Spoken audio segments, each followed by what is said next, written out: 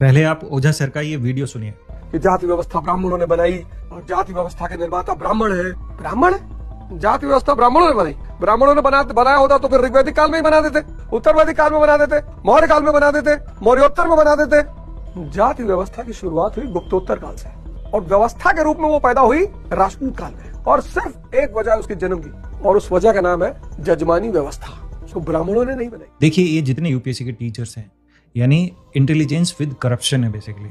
ये बाबा साहेब के नाम पे व्यू बटोर लेंगे, उनकी तारीफ करेंगे, बट उनके विचार बिल्कुल भी नहीं पढ़ेंगे। ये कहते हैं कि जाति जजमानी व्यवस्था से आई, तो जजमानी कहाँ से आई? ये बोलेंगे बाहर से आई। तो आप ऐसा बता दो कि अगर जाति वर्ण व्यवस्था नहीं है, जैसा ये कहते हैं कि ऋग्वेद में ऐसा नहीं है, तो ऋग्वेद के पुरुष सूक्त में जो लिखा है कि ब्रह्मा के मुख से ब्राह्मण पैदा होगा और पैर से शूद्र पैदा होगा, तो ये डिवीजन क्यों है? हमें पता है, आप बोल दोगे कि पैर भी तो शरीर का हिस्सा है, बट यहाँ काम की बात हो रही है ना। कुछ काम पैर से निकल रहा है और आप पर्टिकुलर कम्युनिटी को दे रहे हैं, तो ऐसे दोगलापन नहीं चलेगा ना। तो बाबा साहेब यही कहते हैं कि ये जो वर्ण व्यवस्था है ना, जो आप ऋग्वेद में पढ़ते हो, ये काम का बंटवारा नहीं है, ये काम करने वालों का बंटवारा है, ये जाति ही है बेसिकली। लेकिन ये लोग बाबा साहेब को समझते नहीं है। बाबा साहेब को इन्होंने नहीं पढ़ा है, मैं दावे के साथ कह रहा हूँ।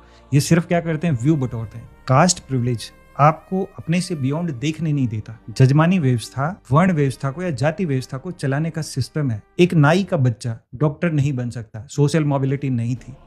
तो जजमानी व्यवस्था कोई अच्छी व्यवस्था नहीं है। ये वर्ण व्यवस्था क्लोज सिस्टम है, यानी एंडोगमी है, कि आप जाति से बाहर, वर्ण से बाहर आप शादी नहीं करेंगे।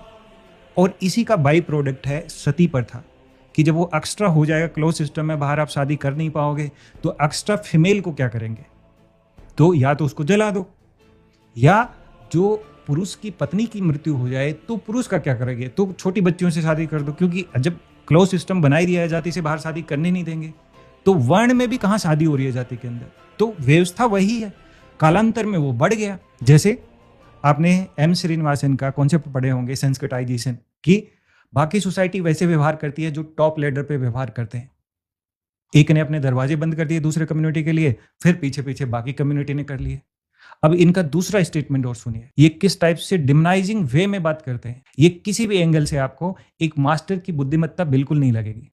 ब्राह्मणों ने दलितों को सताया है, कब नहीं सताया है? अरे तो भैया हमको बता दो, हम भी तो जाने कब सताया। नहीं, वो दलित अगर वो पढ़ लेता था रामायण तो उसके कान में खौलता हुआ शीशा डाल देते थे। अच्छा, कब? नहीं, वो सब छोड़ो, कब?